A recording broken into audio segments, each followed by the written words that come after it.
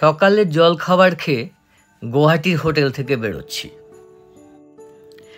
গুয়াহাটি থেকে চলেছি তেজপুরের দিকে। আজ আমাদের গন্তব্য অরুণাচলের ভালুকপং।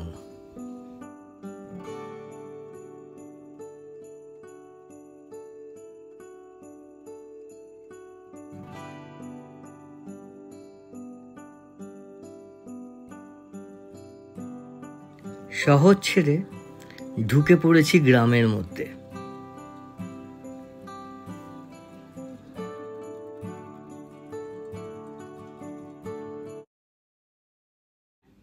নওগাঁ জেলার ভেরিভেরিতে মহামৃত্যুঞ্জয় মন্দির। 126 ফুট উঁচু এই মন্দির। আচার্য ভৃগুগিরি মহারাজের পরিকল্পনায় এই মন্দির তৈরি হয়েছে। 1980 সালে পূর্ণগ্রাস সূর্যগ্রহণের সময় আচার্য গিরি মহারাজ তাঁর শরীরে মহর্ষি ভৃগুর আত্মা প্রবেশ করে।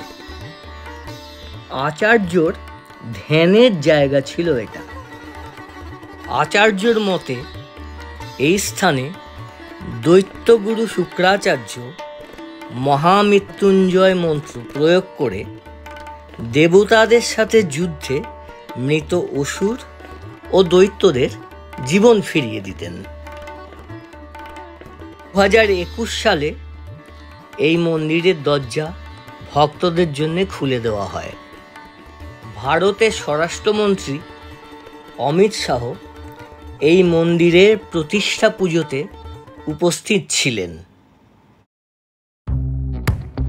আমাদের গাড়ি বিশাল কালিয়া ভোমরা ব্রিজের উপর দিয়ে চলেছে। ব্রহ্মপুত্র পেরোলেই শোনিতপুর জেলায় ঢুকে পড়ব। তারপর একটু এগোলেই তেজপুর পৌঁছে যাব।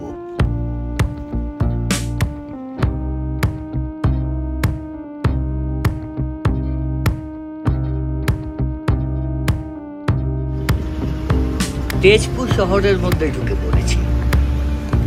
60 কিলোমিটার দূরে আঁকা পর্বতমালার পাদদেশে আমাদের গন্তব্য। জায়গার নাম ভালুকপং।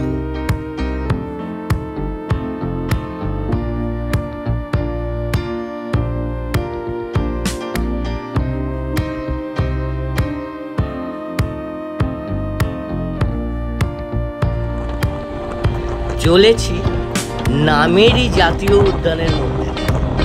আসামের তৃতীয় বৃহত্তম জাতীয় উদ্যান এটা।